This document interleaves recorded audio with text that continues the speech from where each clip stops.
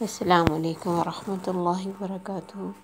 آج کا لیسن آیت نمبر 95 سے 99 تک ہے۔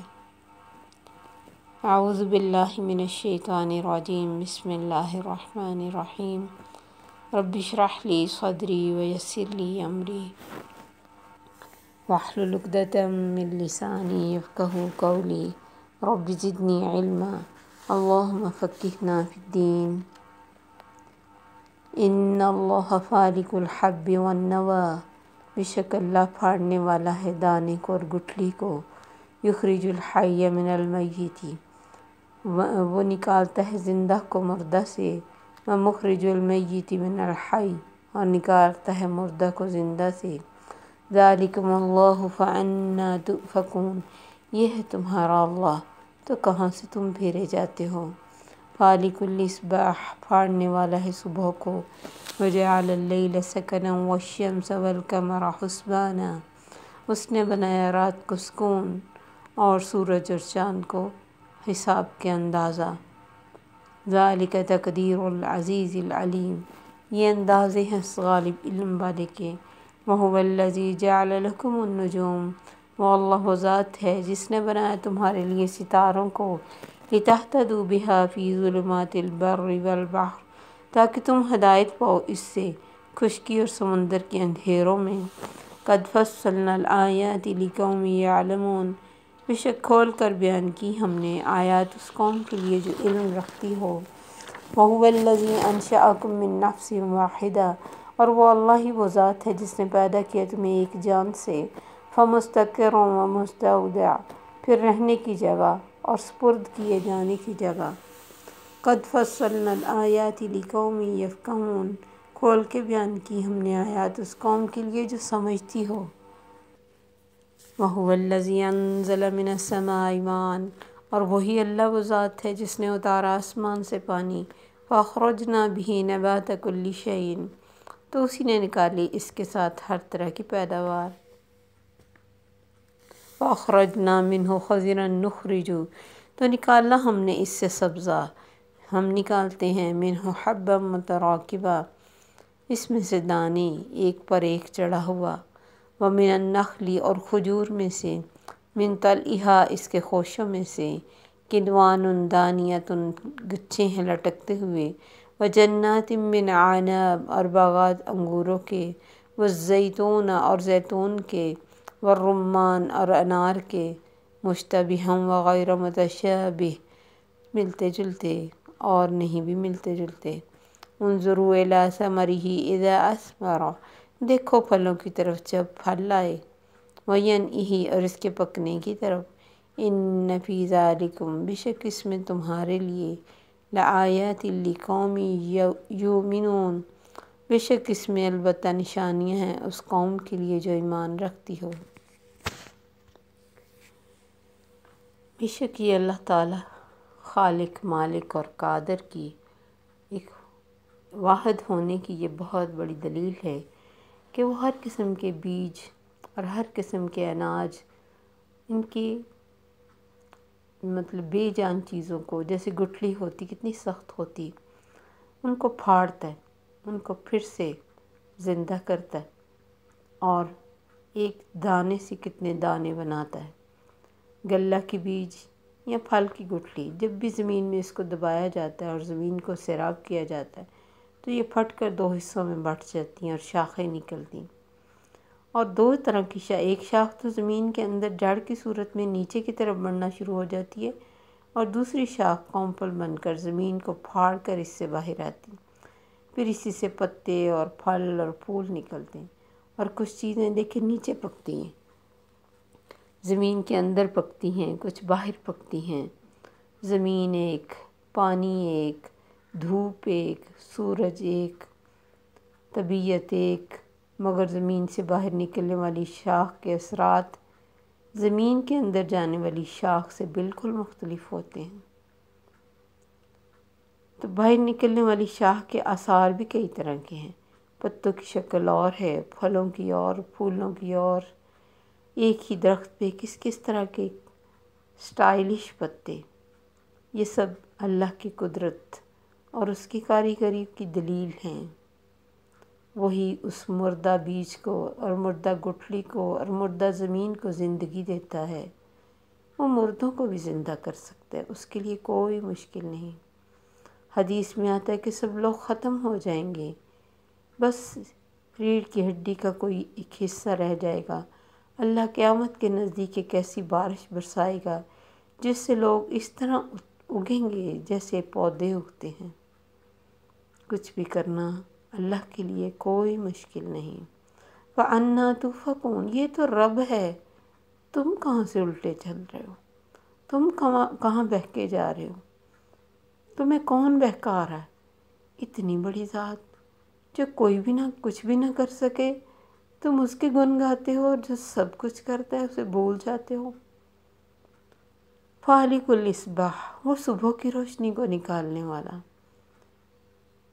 ایک صبح یہاں نکلتی، 1 گھنٹے بعد، 2 گھنٹے بعد، 4 گھنٹے بعد، کیسے کیسے دنیا میں روشنی آتی ہے، اور کیسے کیسے ٹائم کے ساتھ ہر جگہ زندگی شروع ہو جاتی جیسے ہی دن نکلتا ہے۔ تو وہی صبحوں کو پھاڑنے والا، اسی نے رات کو سکون بنایا۔ 3 چیزوں کو اللہ نے قرآن میں سکون کا نام دیا، جن میں سے ایک رات، ایک بیوی اور ایک گھر۔ تو علماء کہتے ہیں جو رات اپنے گھر میں گزارے اور بیوی کے پاس رہے، کسی غیر محرم کے پاس نہیں، اس کے لیے یہ 3 سکون اکٹھے ہو جاتے ہیں اگر وہ سمجھے تو۔ اگر اپنی بیوی کو، اپنے گھر کو اور اس رات کو سکون وہ بنائے، کیونکہ راتوں کو بھی ہم نے جاگنا شروع کر دیا نا، تو اپنا سکون ہم نے خود ہی کھو دیا۔ دن کو سوئے رہتے ہیں تو کام ختم نہیں ہوتے ٹائم پہ، اور کچھ لوگ کہتے ہیں ہم تو لیٹ بھی اٹھے تو ہمارے کام یوں فنش ہو جاتے۔ لیکن وہ جو اللہ نے سسٹم رکھے ہمارے جسم کے اندر کہ رات کو ٹائم پہ سوئیں، صبح ٹائم پہ اٹھیں، اور تب وہ سسٹم چلتے ہیں، ان سسٹموں کو کون چلائے گا؟ پھر آہستہ آہستہ وہ سسٹم خراب ہوتے ہیں، اور ہمارے جسموں میں کبھی موٹاپا، کبھی بی پی، کبھی اس طرح کی نئی سے نئی تکلیفیں آتی ہیں، اور ہم کہتے پتہ نہیں کیا ہوا۔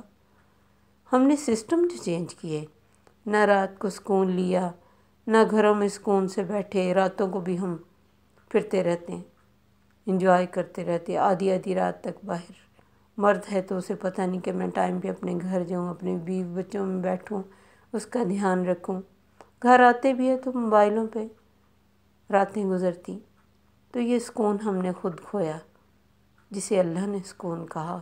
یہ کیسے ہو سکتا ہے کہ اس میں سکون نہ ہو؟ تو اللہ فرماتے میں نے رات کو سکون بنایا، اور سورج اور چاند حساب لگانے کے لیے، ہمارے مہینوں کے، ہمارے سالوں کے، ہمارے ایونٹس کے سب حساب، اور پھر ساری عدتیں، وہ بیوہ کی ہو، مطلقہ کی ہو، یا پھر یہ چاند کے حساب سے ڈلیوری کیس ہو، کچھ بھی ہو، سب تاریخیں چاند کے حساب سے دیکھی جاتی ہیں۔ ذالک تقدیر العزیز العلیم، یہ ساری اندازے ہیں اس علم والے کے، زبردست رب کے، جس نے کائنات کو اتنا ڈسپلنڈ بنایا کہ کبھی بھی اس کا کوئی دن، کوئی منٹ آگے پیچھے نہیں گیا، کبھی اس کے کلاک میں کوئی سیل نہیں ڈالنا پڑا، ہمیشہ سے لائف ٹائم گارنٹی۔ ساری زندگی ایک ٹائم پہ نکلتا ہے، ایک ٹائم پہ غروب ہوتا ہے، ایک ٹائم پہ زوال آتا ہے، اس کی ہر چیز کا ٹائم مقرر ہے۔ ہم کتنے بے ٹائم، ہمارے کھانے کا کوئی ٹائم نہیں، سونے کا کوئی ٹائم نہیں، ہمارے ہنسنے کا کوئی ٹائم نہیں، ہماری خوشیوں کا کوئی ٹائم نہیں۔ کوئی زبردستی ہم سے ٹائم پہ کام کروا لے تو اور بات، ورنہ تو کسی زندگی میں ہم نے کبھی مینیج نہیں کیا ہوا خود کو۔ وَهُوَ الَّذِي جَعَلَ لَكُمُ النُّجُومَ، اسی نے تمہارے لیے ستاروں کو بنایا تھا، کس لیے؟ لِتَهْتَدُوا بِهَا فِي ظُلُمَاتِ الْبَرِّ وَالْبَحْرِ، تاکہ تم ان سے راستہ ڈھونڈ سکو خشکی اور سمندر کے اندھیروں میں۔ تو یہ اللہ نے بہت بڑا اور خوبصورت بھی، اللہ فرماتے وَلَقَدْ زَيَّنَّا السَّمَاءَ الدُّنْيَا بِمَصَابِيحَ، ان کو اللہ نے چراغ کہا کہ میں نے چراغوں سے دنیا کا آسمان سجا دیا، اور پھر شیطانوں کو مارنے کے لیے بھی شہاب ثاقب رکھے، اور پھر تیسرا ان کا فائدہ کہ ان سے اندھیروں میں تم راستہ ڈھونڈو۔ ہم نے علم حاصل کیا تو کس کا؟ قسمتوں کا۔ ان ستاروں کے ذریعے کس کے ستارے گردش میں ہیں، کس کے ستارے کیا کہتے ہیں، اور اتنا یقین، میں تو فلاں سٹار سے بلانگ کرتی ہوں، میرا تو فلاں سٹار ہے، میں تو یہ، ہر بندہ یہ کہتا ہے۔ جو ان کا مقصد تھا اللہ نے بنایا، اس کی طرف کسی نے علم ہی نہیں حاصل کیا کہ ان سے راستہ کیسے پاتے ہیں، ٹائم کیسے معلوم کرتے ہیں۔ ہمارے بڑے دادا بابا جو پڑھے لکھے نہیں تھے لیکن ستاروں کو دیکھ کے ٹائم بتاتے تھے، انہیں ہم سے زیادہ سمجھ تھی۔ بے شک وہ دنیاوی علوم نہیں رکھتے تھے، انہوں نے ان چیزوں میں غور و فکر کیا۔ جیسے ابراہیم علیہ السلام نے کائنات میں غور و فکر کر کے رب کو پا لیا، ہمیں رب نے ایک ایک چیز بتا بھی دی، نبی بھی بھیج دیا، کتاب بھی دے دی، گائیڈ بھی کر دیا، احساس بھی دلایا کہ یہ دیکھو یہ میں نے اس لیے بنائے ہیں، تمہاری آنکھوں کے سامنے ہیں۔ رب کو ہم نے پیدا ہوتے ہی جان لیا، تب بھی راہ نہ پا سکے، تب بھی مخلص نہ ہو سکے، تب بھی حنیفہ نہ بن سکے، سب سے کٹ کے ایک کے ہونا۔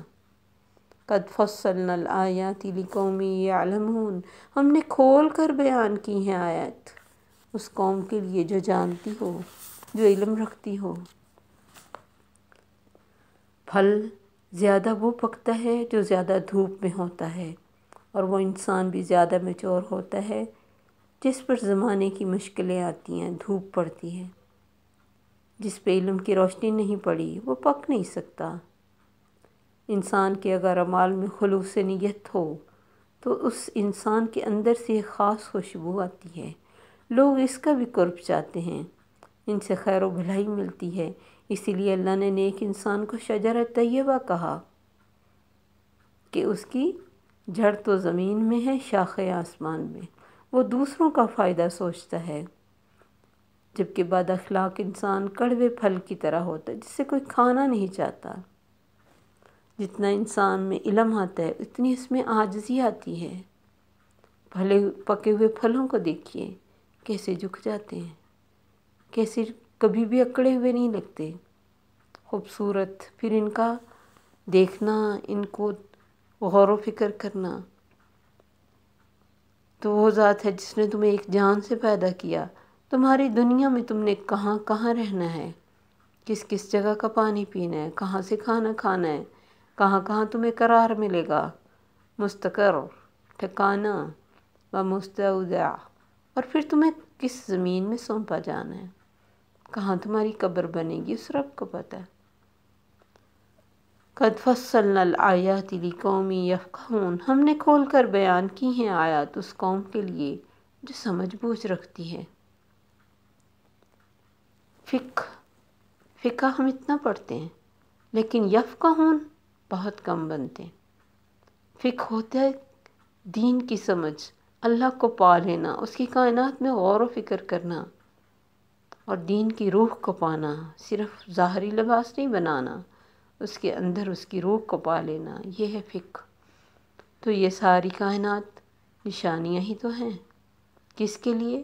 سمجھ والوں کے لیے۔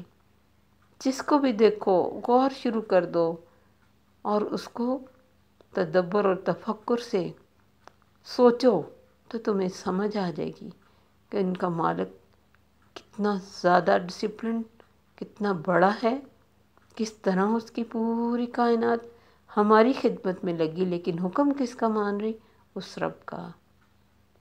هو الذی انزل من السماء ماء، وہی تو ہے جس نے آسمان سے پانی اتارا، فاخرجنا به نبات كل شيء، اسی سے ہر طرح کی پیداوار نکال دی زمین سے، اسی ایک پانی سے۔ فاخرجنا منه خضرا، اسی سے اس نے سبزہ بنا دیا، حبا متراکبہ، تہ بتہ دانے بنا دیے۔ کبھی انگوروں کے دانوں کو دیکھو، انار کو دیکھو، کھجوروں کو دیکھو، دانے پہ دانہ چڑھا ہوا، کتنا خوبصورت، کتنے پیارے کلر، کتنی خوبصورتی اور کتنی شائن ہوتی ہے۔ اب دیکھیں انار کے دانوں میں کتنی خوبصورتی ہوتی ہے، انگور کے دانوں میں، یہ اس رب نے، اس پانی نے جو اس نے اتارا تھا، کیسے مردوں کو زندہ کر کے اور خوبصورت شکلیں اور رنگ اور ٹیسٹ دے دیے۔ وَمِنَ النَّخْلِ اور کھجوریں، ان طلعها قنوان جن کے خوشے جھکے ہوئے، دھانیاں لٹک رہے ہیں خوشوں پہ خوشہ، اور انگوروں اور زیتون کے باغ اور انار مشتبہ و غیر متشابہ، کچھ ملتی ہیں شکلیں، کچھ نہیں بھی ملتی، مختلف ٹیسٹ ہیں۔ ایک ہی انار میں کتنی قسمیں ہیں، کوئی ریڈ انار کھٹا، کوئی ریڈ انار میٹھا، کسی میں گٹھلی کسی میں نہیں، اور بہت ساری چیزیں بہت ٹائم پہلے نہیں تھی، کبھی ہم نے یہ انار نہیں دیکھا تھا جس میں گٹھلی نہ ہو۔ کتنا ایزی کھا سکتے ہو تم، کیسے وقت کے ساتھ اللہ نے یہ سب کچھ تمہیں دیا۔ انظروا الی ثمرہ اذا اثمر وینعی، پھلوں کی طرف تو دیکھو، جب پھل آتا ہے اس کا شروع دیکھو کیسے ہوتا ہے، ایک ایک پھل کا اوریجن دیکھیں تو اس کی کیا شکل ہوتی ہے، جب بن جاتی تو کیا شکل بن جاتی۔ کتنی چھوٹا سا اورنج دیکھ لیں جیسے آج کل ہیں، کیلے کا اوریجن دیکھیں، شروع دیکھیں، بہت ساری کائنات کی خوبصورتیاں تو ہم سے کھو ہی گئیں۔ ہم شہروں میں اتنے گم ہو گئے کہ ہمارے پاس موقع اور ٹائم ہی نہیں رہا کہ ہم جا کے اللہ کی اس جگہوں پہ غور و فکر تو کریں۔